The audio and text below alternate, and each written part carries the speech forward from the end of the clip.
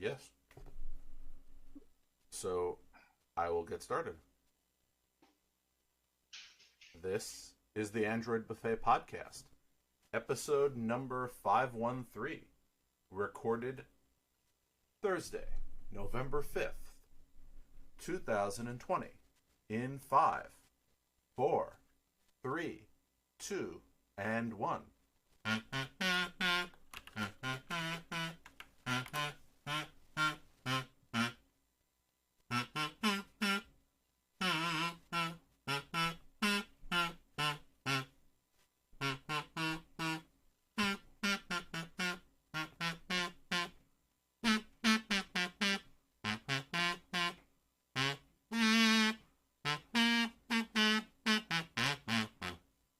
Dum dum dum dum. You sound very excited.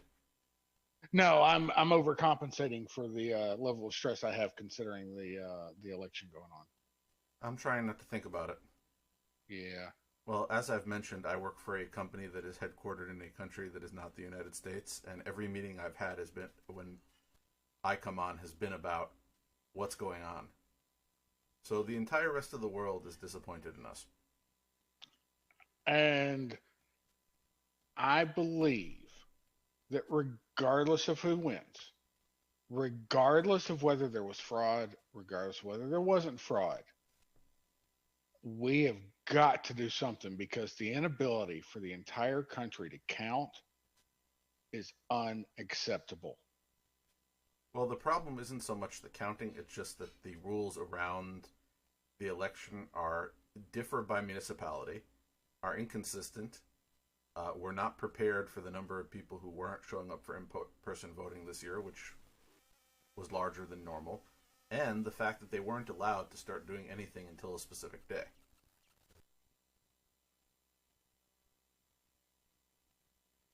There are a wide variety of problems. Yeah, and then we get into It's the entire electoral college system, but that's Don't you mess with my electoral college.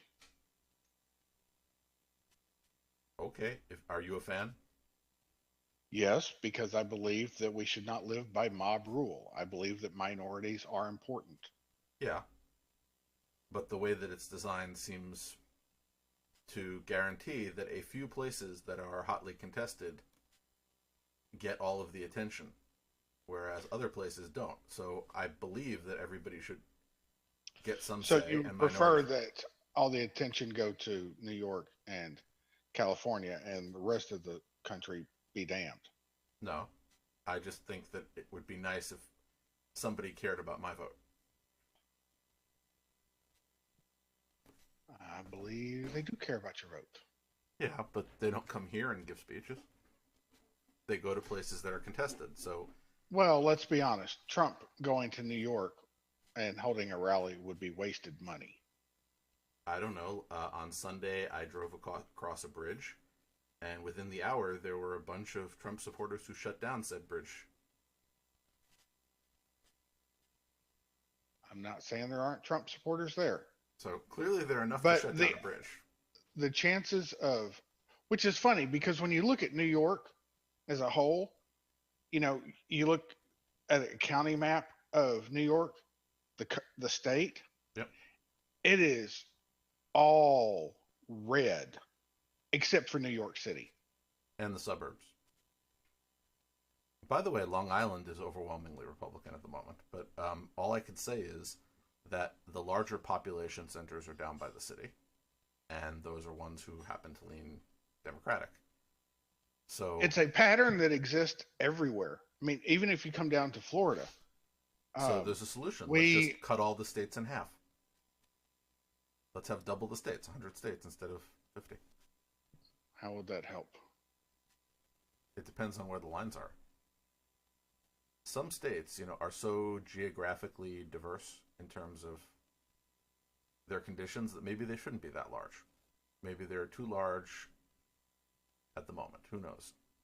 I'm not I would saying. say that there are there are certain states within the United States that are so diverse that they might want to be a different country. Okay, that's quite possible. I'd start with saying that maybe California could be broken up into a few pieces. It's larger, and I'd be happy to it has a turn it into a disproportionate different number. country. No, I'm saying it has a disproportionate number of electoral votes. So maybe it should be a smaller What do you division. mean disproportionate? Disproportionate to what? Other states, and it's a winner take all system most of the time. So Now, I have heard people discussing that. I believe in the electoral system. Uh, I have heard complaints from people who believe that the winner take all is not fair. well, I think the winner take It's, all is not fair because of the way that the lines are drawn in some cases. my argument to that was, well, we could do it like Nebraska or Maine. The problem I see with that, where each congressional district gets an electoral vote, and whoever gets the popular vote uh, from the entire state gets the two electoral votes that represent the Senate. My only issue with that is that it invites gerrymandering. And gerrymandering is already a problem without it also assisting determining who the president is. And I'll agree with you on gerrymandering. So I think we could just sort of sum up the whole situation by saying that there are a lot of problems with our current system. There are some things that are good, there are some things that are bad, and maybe we need to think about it. Not necessarily do anything, but maybe we should sit down and come up with some ideas that might actually result in us doing something. I think we could actually make a difference in how the votes are cast and counted without. And you don't think there'll be a lot of attention after this election on all aspects of the voting process and people coming up with ideas that may or may not result in change? I hope they do. I think we do need change. Yeah. So that's my hope, because while I understand the desire to have an answer, I'd really like one. I also understand the desire to not disenfranchise people by not counting their vote. So there has to be some sort of thing in the middle where everybody gets the answers that they want, but nobody feels as if their numbers were not counted because they came in on time, but it took a while for people to actually count them. So this is an administrative and clerical task to me. I don't believe it should take a long time to count them. And I'm not talking about now. And I understand that the way that we push out ballots now, Yeah, okay, fine. I'm saying I it understand. should be In the fixed. future, when I believe that we should be perfectly capable of when the polls close, there's like 2 minutes of validating stuff, and then the numbers are published. That there is no reason why we can't have votes, or well, we can't have votes that are counts are available instantly. We can Because of we the can baggage. calculate, dude. We have computers that calculate at like teraflops per second. Yeah, but this we don't do computerized voting the way that you think we do. A lot of places are still doing paper ballots. A lot of them, even if they're running them through a machine, they're still using paper, and there's a good reason for that, because there's concern of computer hacking, so they do want a physical record, but then you have to scan everything. So no matter what solution you come up with, there are pros and cons. And just remember, for the last 4 years, there have been various people who wanted to put more money into the election system for other reasons, but nobody wanted to spend the money. Maybe now they'll want to spend the money. Although right now, I hope so. Spending money is a controversial issue, as you might imagine. This is one of those cases where I believe we can do better. Yeah. And again, it's complicated. Also, to change. But complicated is not an excuse for inaction. No, I agree with you. I'm saying it's complicated, and our government is not good at always solving complicated problems. Government is. Let me simplify that sentence for you. Government is not good at solving problems. I'm not going to say they can't solve any problems. I'm just going to say that they're not good at solving many problems. And there are a lot of reasons for that. But I'm going to try to change the subject to something a little happier. That's fair. Today, of course, is the 65th anniversary of the invention of the flux capacitor.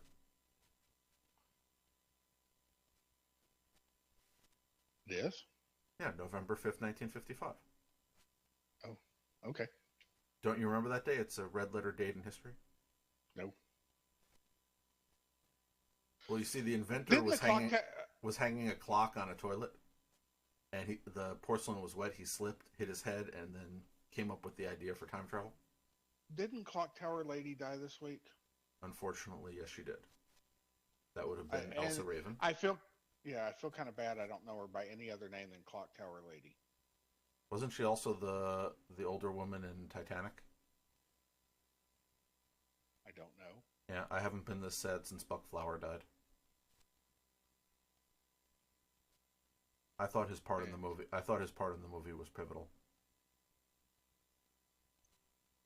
He played Red the Bum. You know, the one who said, "Get out of my way, you crazy drunk pedestrian." No. No. Okay, well, it's making me think I should rewatch the movie in honor of her passing, so that I can relive her role. I think that's a fine idea. I've just been busy. So it's been a busy week for several reasons. First, we had daylight saving time, which I hate every year. Well, actually, I hate it twice a year. And then in between, I get annoyed by it. So that was Sunday. Of course, since we've been talking about it for a few minutes, as you know, the election has not been making anybody happy, regardless of which side you're on. So that's us. And I've been rebuilding my desk. So I am back in my apartment, which, as you know, I've been hiding away from most of the summer and fall and spring. So I completely rebuilt my desk. There is a new monitor. I actually installed 2 monitor mounts on the desk. Good. So one monitor mount is holding the main monitor. The second mount is holding a monitor, and I jerry-rigged a additional tripod mount to it. So at some point, I do have a camera aimed up there, and at some point in the future, I may finish the video setup. There's also a light, and there's room for another arm in order to install additional components.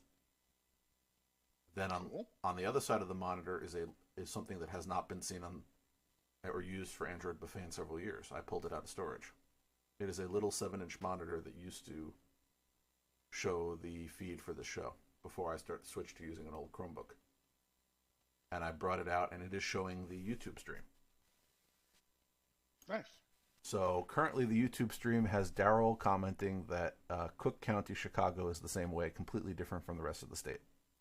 Disliked and even hated. So that would have been from our conversation earlier. So there's still some wiring issues. So I have wires temporarily patched across the desk. And eventually I will finish tacking them all down, cleaning them up, and crawling under the desk to get everything looking neat. And then I'll want to pull some components out at some point in the future and then start all over again, which thus is life. Thus is life. Yeah, but making progress. And my monitor got bigger, and I know you as a Pixel person would appreciate that. Yes. There is rarely any substitute for real estate. Yeah, so I actually, I still am using 2 monitors. So I still have the smaller 24-inch off to the side, which has some stats on it. My main monitor, where I am going to be looking most of the time, is now at the 32-inch range. And it's set a little further back. So now I can do 2 windows side by side, which I couldn't do before. And then again, stat monitoring on the side. I tried portrait as opposed to landscape. Have you ever portraited a monitor? Yes. What do you think? I'm not a big fan. I'm still mixed on it. Right now it's in landscape mode because that works better when I switch over to work mode. Because this desk is wired with a KVM switch to switch me over, because I'm also spending a lot more time working here, which is the other motivation for doing some upgrading. And most of the investment on my desk has been replacing the mounts. The old mount had a bit of a problem where if it wasn't perfectly balanced because it was a stand as opposed to a clamp, that it would start to tip over. So I've now clamped the whole thing to the desk. Ah. And then there was a drill. So to get to modify the monitor mount so that it could actually hold a tripod mount, and then put some of the audio and the video wiring equipment for the YouTube setup that I have here. As you know, we're streaming on YouTube now. That's how we got Daryl listening live. Hi, Daryl. So I have a bit of a setup here where, as I said, in the future when I've finished up and raise the Android Buffet flag high, put on my Android Buffet face mask and my the Android Buffet T-shirt I don't have, and drunk from my Android Buffet mug, I have something to put on camera. But there is a camera set up for that future date, where if people tune in live, they might see some of the Android Buffet swag. Again, we'll call it a bonus feature, but either way, I also has been spending a lot of time stuck in conference calls, and I figure I should have a nice clean presentation. So I've spent some time fiddling with it. Cool. I'll get there eventually. Other than that, I have to go back to the house that I helped close up last week. Apparently one of the smoke detectors is beeping. It's only 100 miles. I have to bring some 9-volt batteries. But I've been building extra sensors for up there. I've actually started building MQTT-enabled motion sensors. Interesting. Well, there's an oddly practical reason for this, because I have Zigbee motion sensors. Mm-hmm. So one of the security measures I have up there is a Wyze camera that is hooked into a USB smart switch, the Sonoff Micro. So when I leave, it turns the power onto the camera. So on the back of a Wyze camera is a USB port. And if you want to go with the paid person detection service on Wyze, they charge you a monthly fee, and to be honest, I keep getting annoying motion alerts from them. So they don't seem to be able to figure out what actual motion is. I'm sure they have an idea. Well, I didn't pay for the person detection upgrade after they lost the onboard stuff. So I figured I would install a PIR sensor. So my budget for this was $10. So for $10, I got another Node MCU board, of which I now have like a 5-pack sitting over there. I got a $3 PIR sensor and wired it in. And I can plug that into the back of the Wyze cam, mount it on top of the Wyze cam, and then whenever the Wyze cam gets power, because as I said, I have it turn off whenever it detects my phone is in the house, when it powers back on, it will power up the Node MCU, and the PIR sensor will start getting signals. So instead of instead of me using the Wyze camera notifications, I can turn those off, and whenever there's a motion event triggered, since I flashed all of the Wyze cameras with RTSP firmware, I can have my system take a snapshot of whatever it sees and then send that to me as a rich notification. I haven't built that second part because I have to drive 100 miles to install the PIR sensor and replace the 9-volt battery on the smoke detector. By the way, in evidence of country living, the reason that I know that the smoke detector battery is chirping is because somebody walked past the house and heard it and called. Now, should have done that for how you're supposed to change your batteries for daylight savings. Yeah. Should have done that. Although what I'm going to try to do, I have here some of the 10-year battery ones. I'll probably just swap one of them for one that won't bother me for another decade. So that's some of my home improvement stuff and my home automation projects this week, and my desk automation. By the way, if anybody is interested in the whole idea of converting a monitor mount into a monitor/camera mount, I found a lot of useful articles online for that. Really? Yeah. What you do is you get one of the monitor arms that's designed for a dual monitor. Mm-hmm.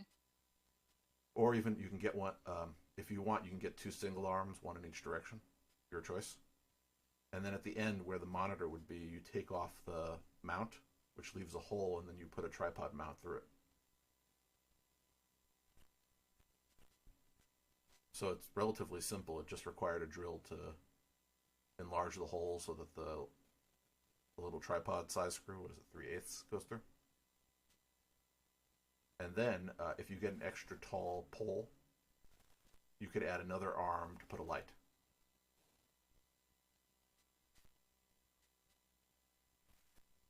Cool. Eventually, I'll produce some video, maybe. But at the very least, my hope is that I won't look so horrible on some of these calls I keep having to sit through. Well, I don't like virtual backgrounds. I've been playing with them. They're sort of fun for a while. But then you need a green screen. I have one here, then you have to pull it up. You have to stage everything. I think it's better to just make sure the background behind my chair looks halfway clean. The rest of the room could look horrible. Haven't you watched like CNN? They have all these commentators who are now coming from their houses, and then every so often you catch the glimpse of what's right outside of frame. Yep. I always enjoy that. Yeah, and sometimes they sort of post a picture of how it actually looks. You see in reality that they've staged it, and their entire video setup is like a little webcam on top of a pile of books. Yep. With lots of lights. They always have lots and lots of lights. Lights are good. No, if you're trying to stage something, then again, if you don't have light, is one of the hardest things to do in video.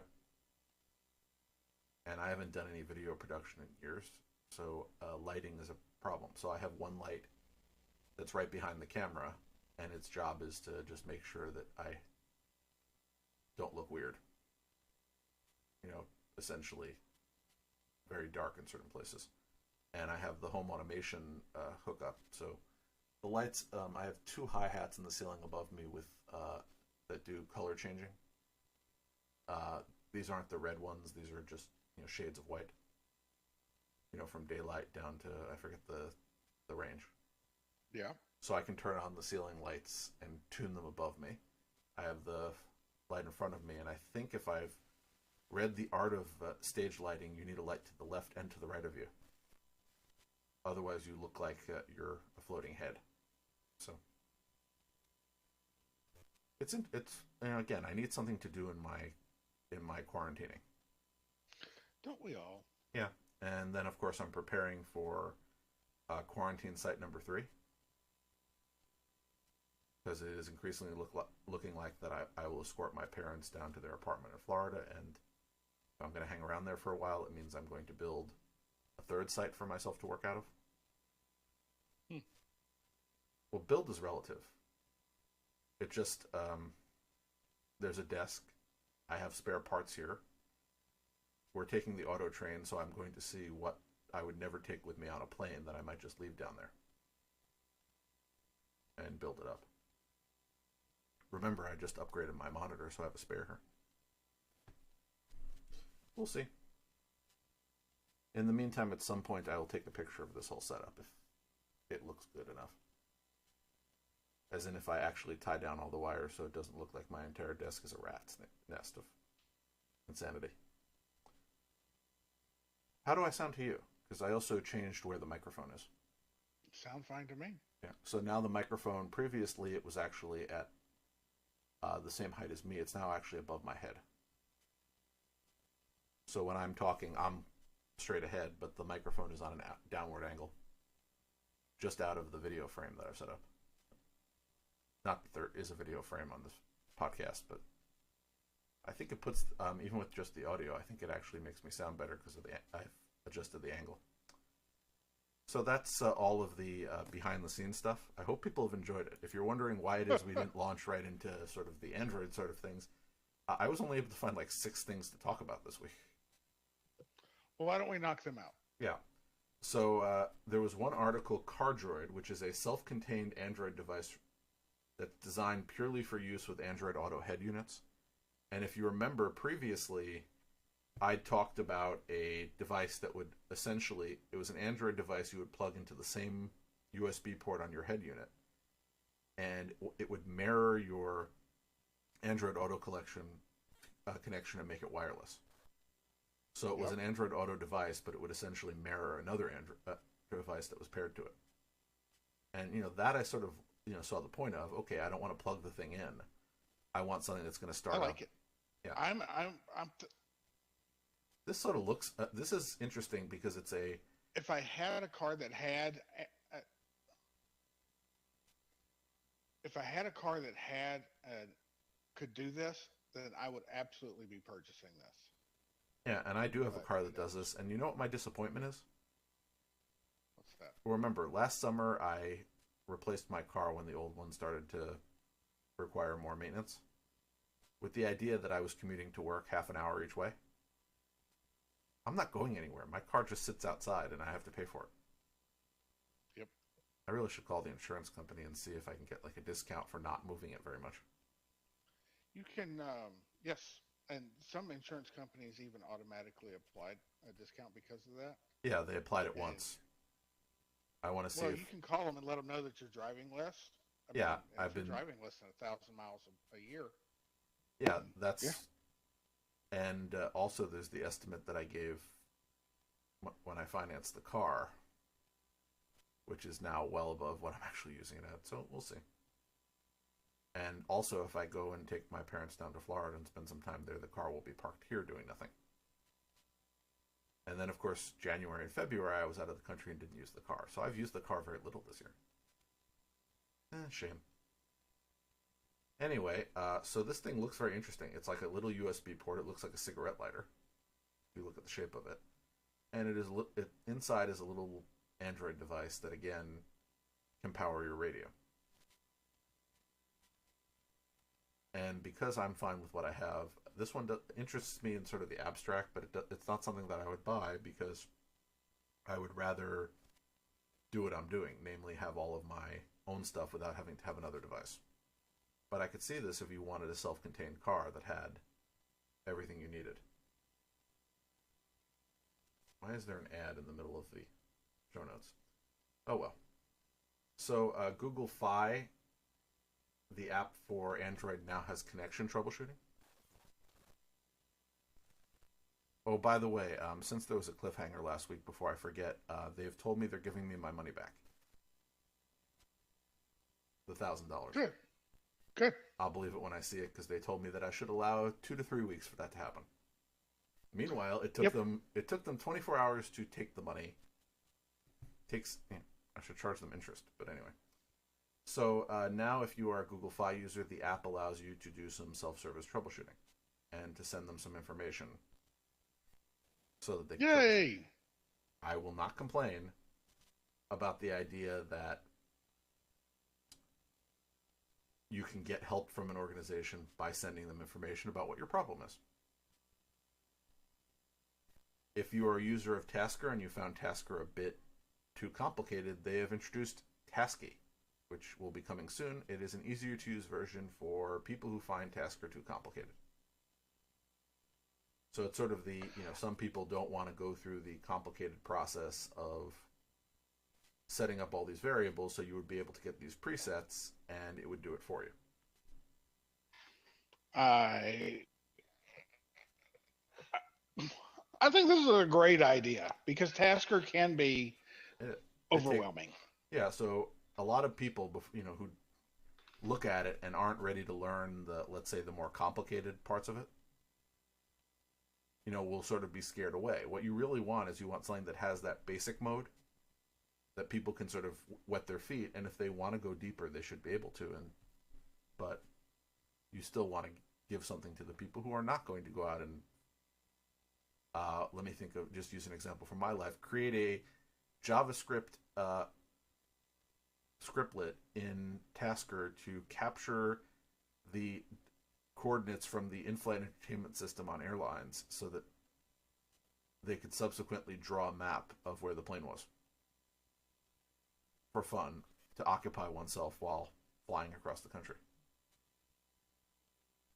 I'm not sure if you remember that I actually did do that. I remember. Yeah, but how many people would, do that at all? And how many people would do that on their phone with Tasker? Probably not many. It kept me busy. I'm glad to hear it. Yeah. I don't know if I'm ever going to look at that map again, but it's in my database. So Google has brought HVAC monitoring and early warnings to their Nest thermostats. So this idea is, if your Nest is hooked up to your HVAC system, it can detect signs of problems and then notify you. We've noticed that the voltage and other things are acting weird on this. Something might be going on. You might want to have checked out. Yay! I don't know. Seems like a good idea to me. Yeah, well, I like the idea of Nest. I have never bought a Nest, but I like the idea of it.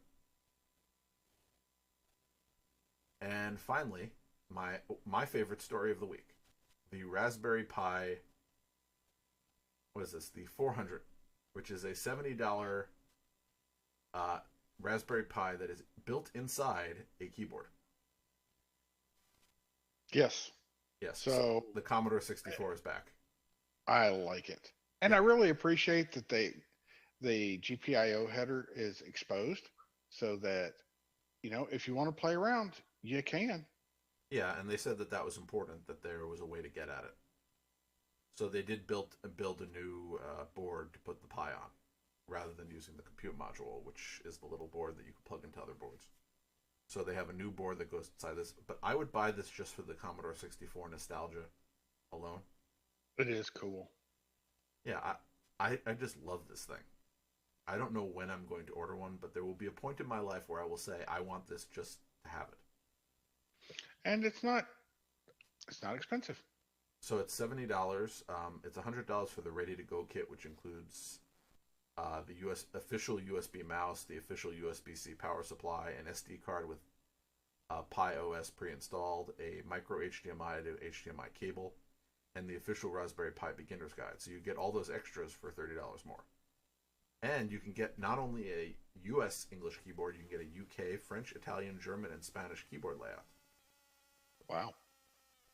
And they plan on supporting, in the future, the same set of languages as their official keyboard. So I'm sure, assuming they have more languages than just that. But again, I like this idea. Just plug in a monitor and go.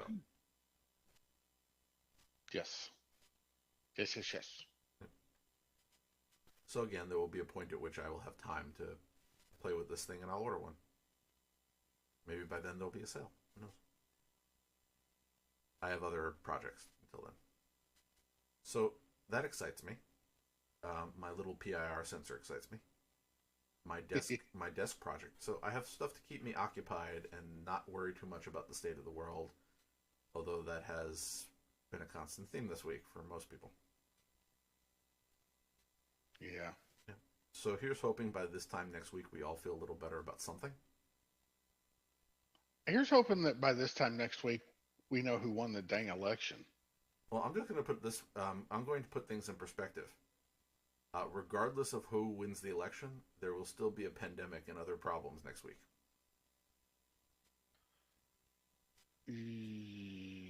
Okay.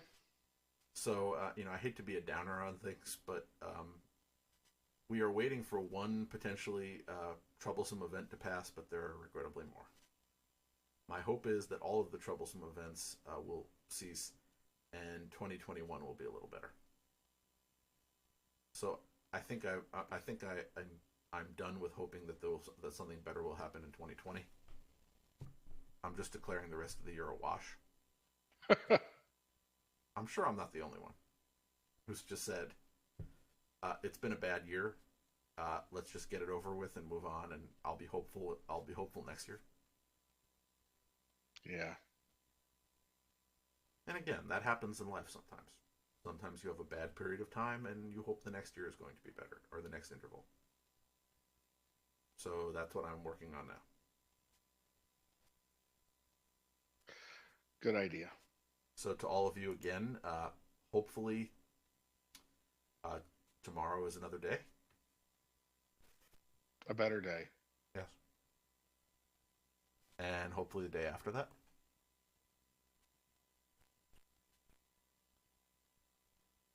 And we do have, just to end the show, we do have some comments from Daryl, which I keep forgetting to read.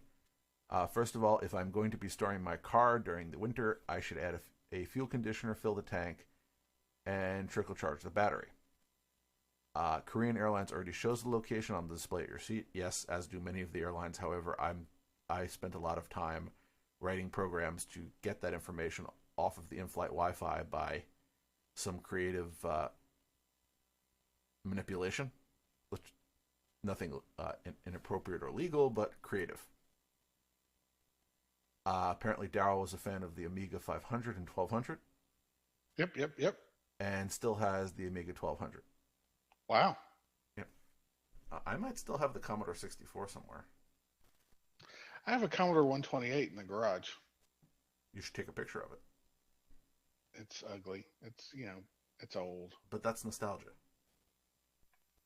Nostalgia is things that look fancy. For example, this was a trivia question that my family was arguing about not long ago.